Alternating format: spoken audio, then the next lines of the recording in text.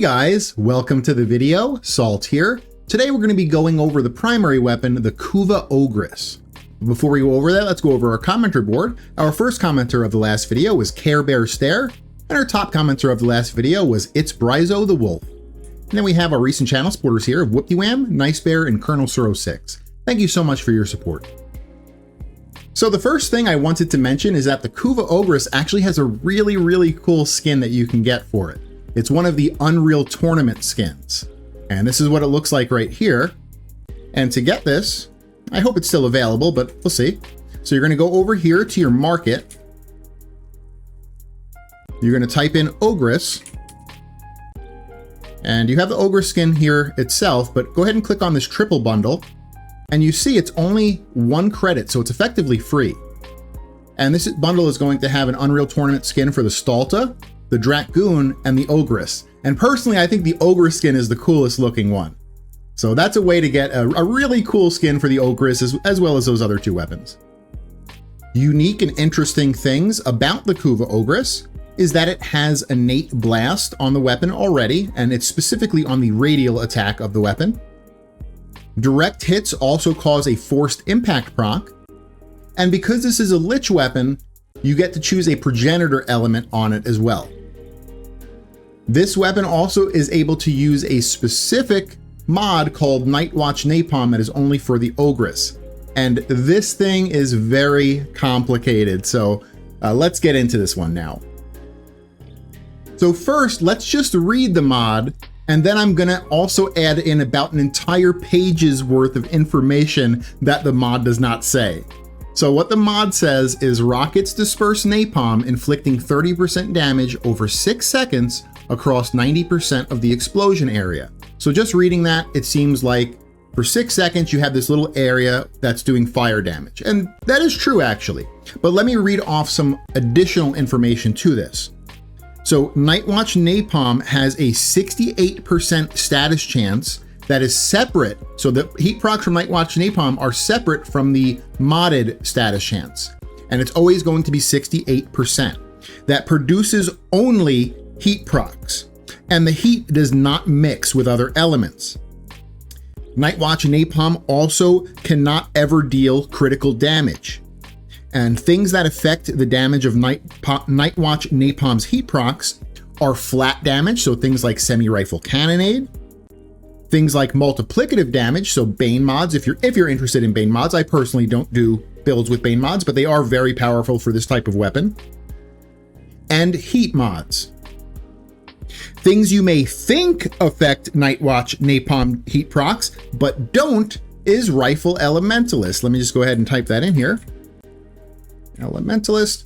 So Rifle Elementalist says plus 90% status damage. You would think that it affects the heat procs on the weapon, and it does if you weren't using Nightwatch Napalm, because it's being produced by the actual weapon. But because these heat procs are being produced by Nightwatch Napalm and not the weapon, it's the mod, Rifle Elementalist won't increase the damage of those heat procs produced by that augment mod.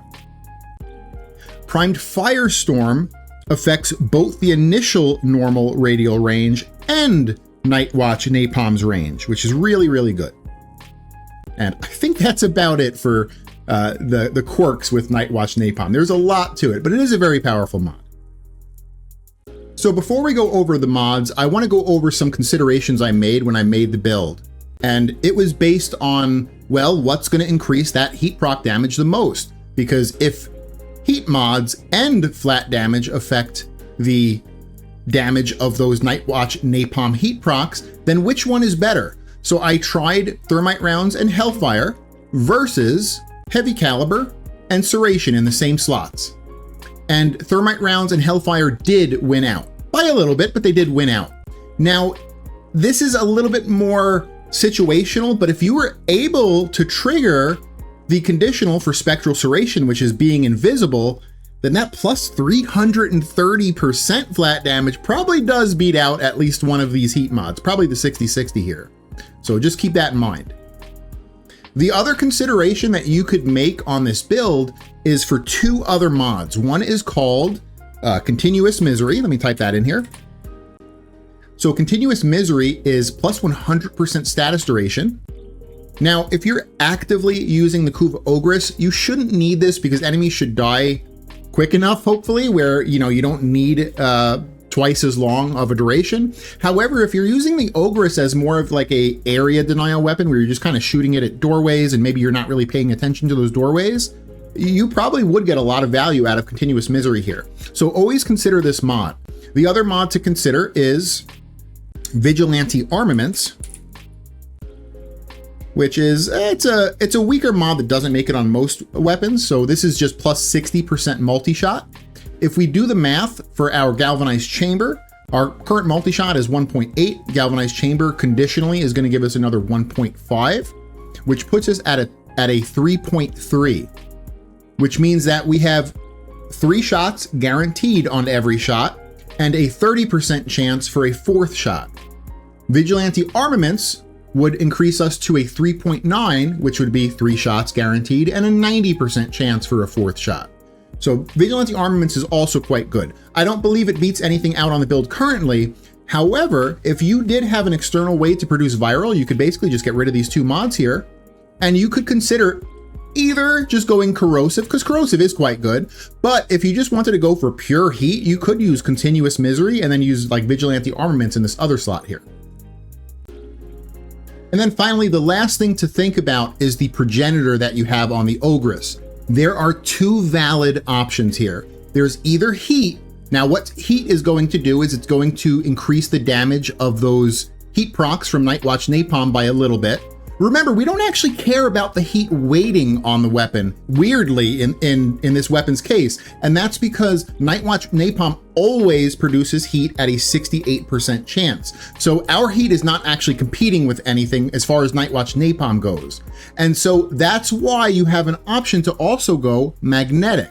Now, magnetic is going to obviously give you the magnetic proc, which lets you do 100% more damage to shielded enemies or overguarded enemies, which is actually the more important one.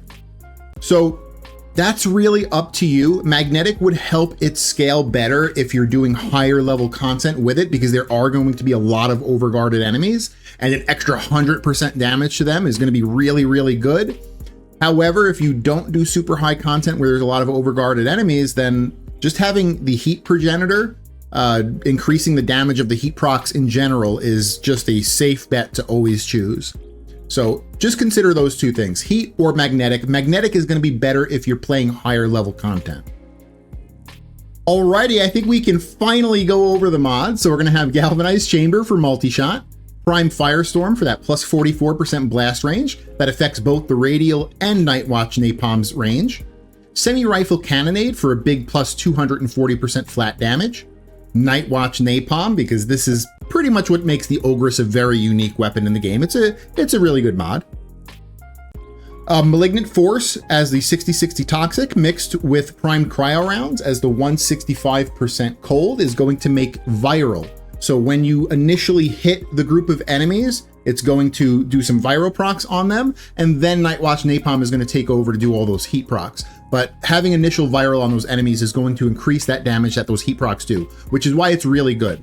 Although, like I said, if you had an external way to produce viral, consider either putting corrosive in these 2 slots or using those other 2 mods we talked about if you just wanted to go for a absolutely pure heat build. The other thing to consider is if you want to keep viral, but you wanted to go with a magnetic progenitor, I would then probably suggest using the 60/60 cold mod, because you would want to kind of flatten out the percent chances of your elements. That way you have more of a chance to actually produce the magnetic you're putting on the weapon. Because if you keep Prime Cryo Rounds on, you're going to be producing a lot more viral to the point where you're not really going to be getting magnetic procs. So if you go with heat, use Prime Cryo Rounds. If you go with magnetic, use the 60/60 cold mod. In the next 2 slots, we're going to have Thermite Rounds as the 60/60 heat mod and Hellfire for the plus 90% heat. In the Exilus slot, we're using Prime Sniper Ammo Mutation just for better ammo pickup, because if we look here, we have a magazine of 3, we have a total ammo maximum of 7, and ammo pickups only give us 1 shot. So this has a very bad ammo economy in general. And then for the Arcane, I'm sorry, I can't speak today. We're using Primary Merciless, which is just 360% flat damage and plus 30% reload speed. I just want to talk about one arcane because, it seems like it would be good on the Ogris, but it's not because of Nightwatch Napalm, and that's Crux. If we look at, do I have a full Crux? I don't know. We'll just look at Crux here. So Crux gives you, I believe it's 300% status chance, and I can't remember how much ammo efficiency. I think it's like 10% or 100% or something like that. But it gives you a lot of ammo efficiency, and it gives you like 300% status chance.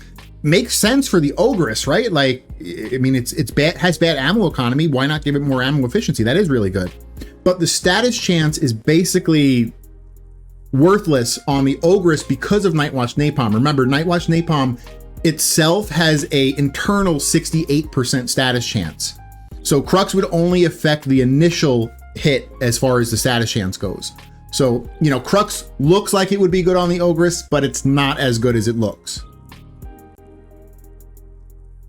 This is how you build out the Kuva Ogris. I hope you guys liked it, and if you did, consider leaving a like and subscribing for future content. So now I have a 5-minute gameplay portion showcasing the weapon, and when we come back to the Orbiter, we'll give it its final score and ranking. So I'll see you guys again after the gameplay.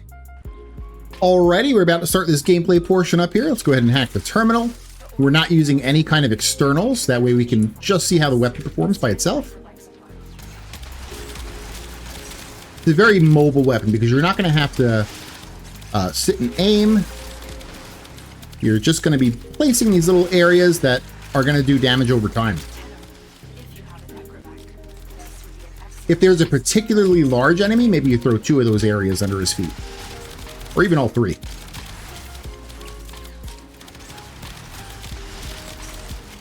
I like to jump in the air a lot with this weapon because I get a good radial view on like where I could throw my shot out. So you'll probably notice during this gameplay, you'll see me kind of jumping in the air and gliding to get the best view of where I could be getting my AoE shots on.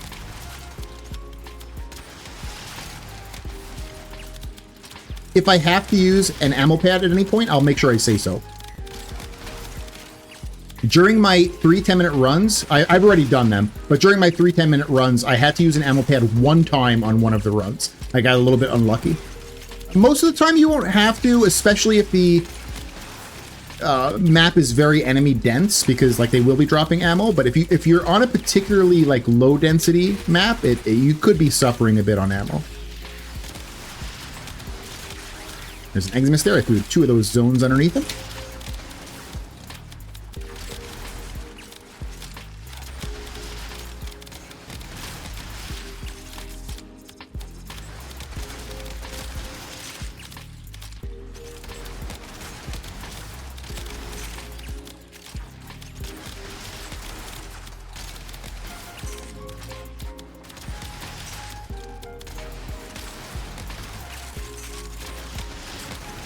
It's a very fun weapon. I like this weapon on Lavos a lot. And, you know, something I was thinking when I was actually doing this weapon today, I was like, this could really be good on Chroma too, because this scales off of flat damage and heat mods. And Chroma, if I remember correctly, it's been a while since I played Chroma, but if I remember correctly, Chroma has like a buff that gives himself like 1,000 and something flat damage. So like he could be a really good candidate for the Ogris too. But me personally, I use it on Lavos a lot. I should check it out on Chroma though and see how good it is on him.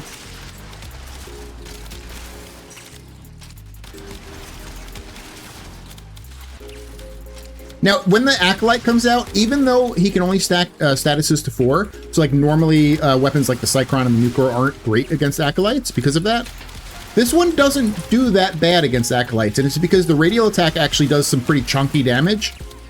So like, it'll actually chunk them down decently, not great, but like better than like the Nucor or the like Tenant Cycron would.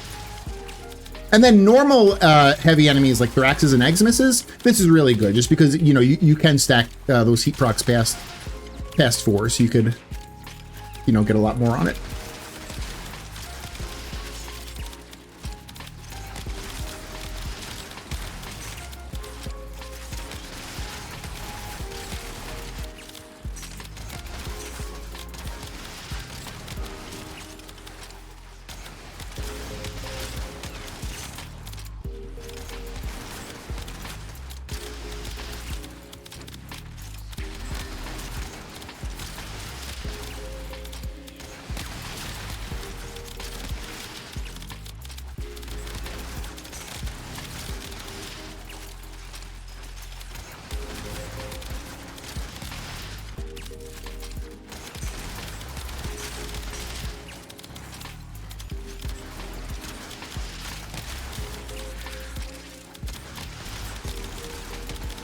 All right, we're at 4 minutes in. Hopefully we get an Acolyte pretty soon, and then we'll get the Thraxes at 5 minutes. And that'll give you a pretty good showcase on the weapon. Now, you don't have to like do the little grasshopper jump in the air like I'm doing. It's just over time playing Warframe. This is how I play AoE weapons most of the time, is I jump in the air to get like a aerial view. But it's just my personal play style when I use AoE weapons. Hopefully I'm not making anyone too sick by doing the little grasshopper jump. All right, we got the Acolyte coming. You'll see that the heat procs themselves won't do great damage against them, but the actual radial does pretty chunky damage. Not great, but better than like the new core and the Cycron would. So Violence silences us, which is not an issue. See, 2, 3. You see, 3 shots is pretty chunky damage. So get some more shots on him. And let's get another 3, and that should finish him wherever he is. Where is he? It's underneath me. Oh, you guys have heat procs. Okay. And we got Thraxes here, so let's launch a few at their feet, and you'll see those heat procs will start stacking up. What is he at? He's at 36, 39, 42, 45.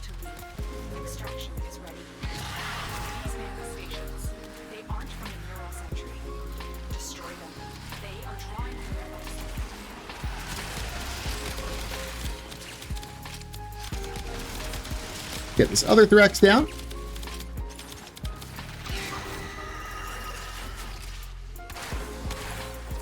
So it does respectable single target damage. Not great though. I wouldn't say great single target damage, but somewhat respectable damage. So, oh, I kept killing, sorry. So our 5 minute is 571 kills. We'll end it here. We'll go back to the Orbiter. Welcome back to the Orbiter, guys. So let's go over how the Kuva Ogris did in its 3 10-minute runs on Steelpath Lewis Circulus.